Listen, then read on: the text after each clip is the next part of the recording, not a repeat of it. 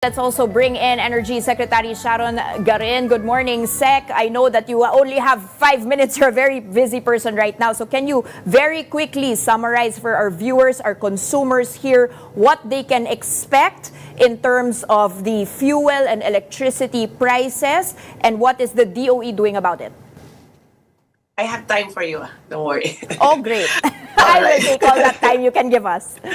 No, we as the trend is going to for the past 2 days, medyo umakyat palalo yung crude oil, ano. So there might be increases pa in the next week. So ngayon po na-announce na namin, we've already announced how much it will increase per company because we don't regulate the company's prices, no. Pero we published it so para more people know what the prices are, they can complain to us kung hindi sinusunod yung agreement. Okay, you mentioned that you don't have control over the prices because you have the oil deregulation law, and a lot are looking at that right now because you have our Asian neighbors, you have South Korea, you have China putting caps on fuel prices. Business World quoted you as saying that that could possibly happen, but you need special powers, no? But now that they are fighting in Congress to give that for the fuel excise tax suspension, possibly for the ayuda disbursement. Could this not be an avenue that the DOE is looking at? Yes, this is the time also to revisit this. We've been pushing for this amendment since I started as undersecretary pa, but it's about time that we visit this old law, and not it's not just for emergencies, no? Pero as a general naman, dapat naman talaga may control tayo ng konti sa presyo ng langis dito, and hopefully they can tackle that. That's not an immediate solution that we need now. We just need the prices to be tempered yung increase niya, no? So the immediate measures would be the assistance that we give to our drivers and farmers, and as well as hopefully they can bring down the tax also on the fuel. What are you expecting to happen tomorrow? You will be that they are looking at this in Congress for the powers of the president, and how quickly can this be reflected into the pump prices if the fuel excise tax is indeed suspended? They're deliberating now 2 measures. One is the authorizing the president to reduce or suspend excise tax on fuel. Sa diesel kasi that would be around 6 pesos. And then another option is like if there possibility of bringing in more imported biofuels, because those prices, the prices of biofuels are not as, how do you call that, proportionate yung increase niya sa increase ng petroleum. So pwede yan kasi i-add, parang additive siya sa fuel natin. So these are the 2 measures that we are pushing for, and hopefully it will be certified as urgent because we need this now. These are the immediate relief that we need now, and Congress, both Senate and the House, are hard at work. They've been here. They've had their hearing yesterday, today, and tomorrow.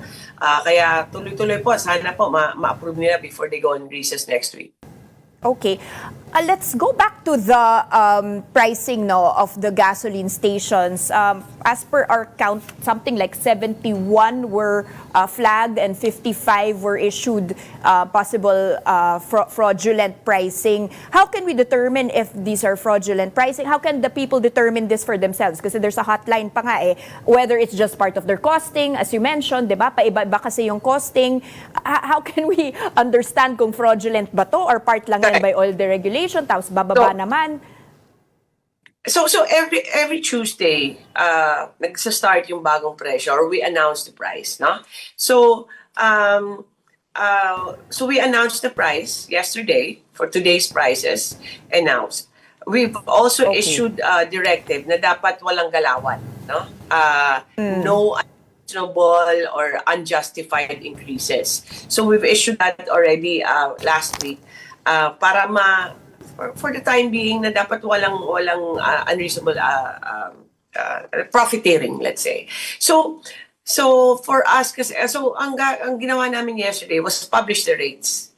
And each company has their own prices. It can vary from 19 pesos to 24 pesos yung increase.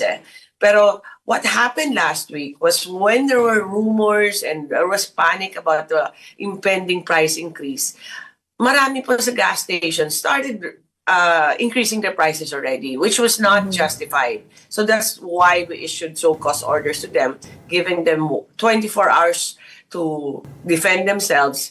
Pero before we even sent the so-cost orders, we sent the police already to investigate. That's why we investigated before we issued this so-cost orders. Realistically, what are the repercussions? We'll cancel their permits and they cannot operate immediately. Anymore. Okay. Yes, ma'am.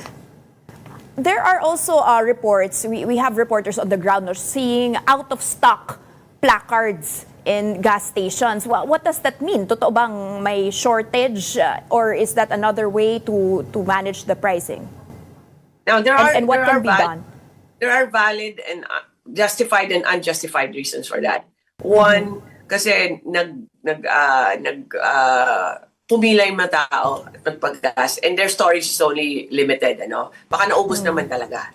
It's possible kasi we can understand naman the response of the public kasi kung ako rin, inutusan ko na yung driver ko magpagas na So, and second is if it's not justified, if they're just storing and refusing to sell, then that's not legal what they're doing. That's profiteering na or hoarding na nga So that, if it's not reasonable, it's not justified, then we send them a show cause order, and if they can give us a proper answer, then we'll cancel their permits also.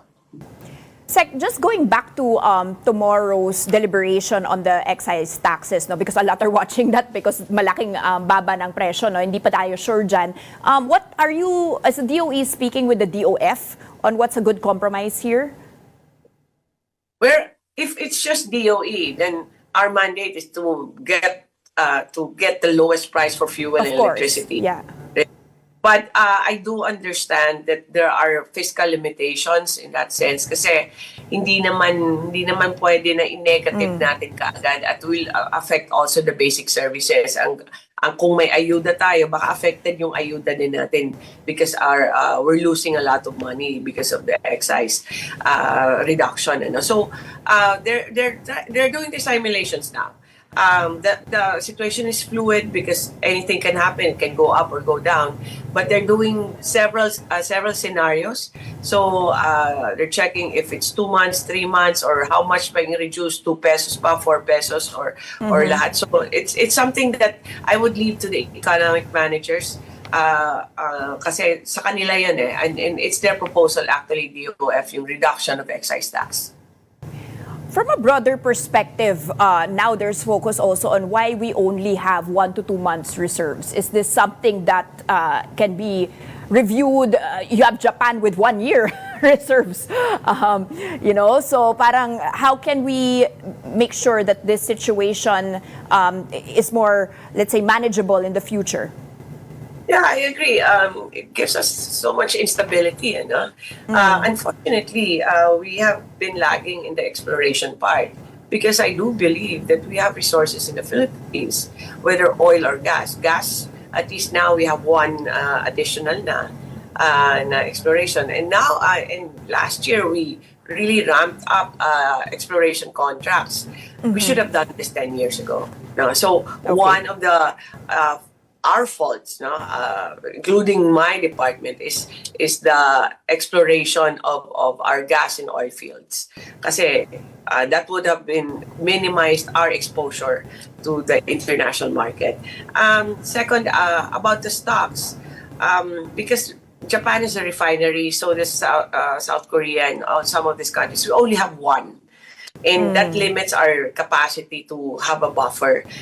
Siguro it's time, and actually we're studying it already. Now we should have more refinery and learn from the lesson why these companies left the Philippines, closed down their refineries.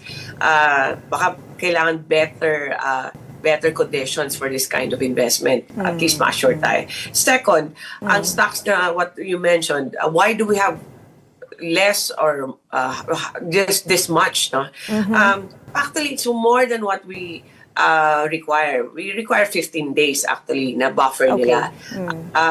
When we investigated and checked what is here and what is coming en route na, it's nearing about 57 days last week, so probably about 50 days now. What's good about that is that we can order. Now we have time to order. Whether it's way far from the other side of the world, kuha tayo ng diesel doon, we still have time for the delivery to come on time. Ang problem kasi if you have too much stock, if we require too much, it's also money. They have to invest in purchasing the products and also the storage capacity nila. What about reducing our reliance on the Middle East with all this conflict? 98% of crude oil coming from them. Are we diversifying the risk in that sense? I think this is a deregulated industry, and it's a companies that decide. But I think we all, the whole world learned from this lesson, from this incident. So now, after we've been meeting with the oil companies several times, is to explore other options. So kahit sabihin mo na we still get there, but at least we have, parang don't put all your eggs in one basket no? Because there are options. Australia can supply, US, North America, South America, Africa, Europe. There are other options. Price points are different, but we have to balance the risk and the price. So ang risk niyan is that baka mag-close yung almost and on the other side is the price, kasi the farther it is, the source, the more expensive is the insurance and the transportation. So it's a geographical issue. That's why we get it from the Middle East. I think it's not geographical. It's the what's happening in the industry now. Tumaas talaga yung insurance kasi, di ba?